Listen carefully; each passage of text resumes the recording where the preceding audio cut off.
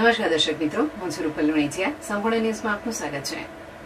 બનાસકાંઠા જિલ્લામાં વરસાદ ખેંચાતા વિવિધ વિસ્તારોમાં મેઘરાજાને રીઝવવા પરંપરાગત ધાર્મિક અને લોકરીતિઓનું આયોજન કરવામાં આવી રહ્યું છે. તે જ અનુસંધાને પાલનપુરના બાલાજી સિટી વિસ્તારમાં મહિલાઓએ ઢુંડિયા બાપજીની પૂજા અર્ચના કરી વરસાદ માટે વિશેષ પ્રાર્થના કરી હતી. કાર્યક્રમ દરમિયાન મહિલાઓએ ઢુંડિયા બાપજી મે વર્ષાઓના નાદ સાથે મેઘરાજાને મનાવવાનો પ્રયાસ કર્યો હતો. ભક્તિભાવપૂર્વક ભજન કીર્તન ગાઈ સાચા વરસાદની કામના કરવામાં આવી હતી.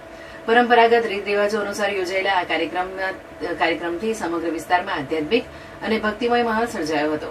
મહિલાઓએ જણાવ્યું હતું કે આવી લોક પરંપરાઓ દ્વારા કુદરત પ્રત્યેની આસ્થા વ્યક્ત કરવામાં આવે છે અને સારા વરસાદ માટે સામૂહિક પ્રાર્થના કરવામાં આવે છે.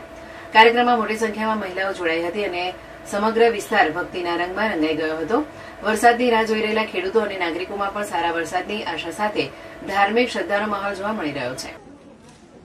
તમામ ગુજરાતના બધા જ જિલ્લાઓમાં સરસ વરસાદ શરૂ થઈ ગયો છે, પણ અમારા બનાસકાંઠામાં અને ખાસ પાલનપુરમાં હજી સુધી વરસાદ થયો નથી. એટલે અમે સોસાયટીની બધી બહેનો આ ઢુંડિયા બાપજી બનાવ્યા છે અને ઢુંડિયા બાપજીને પાણી રેડી અને ભગવાનને અરજ કરીએ છીએ કે અમારા બનાસકાંઠામાં સારો વરસાદ થાય.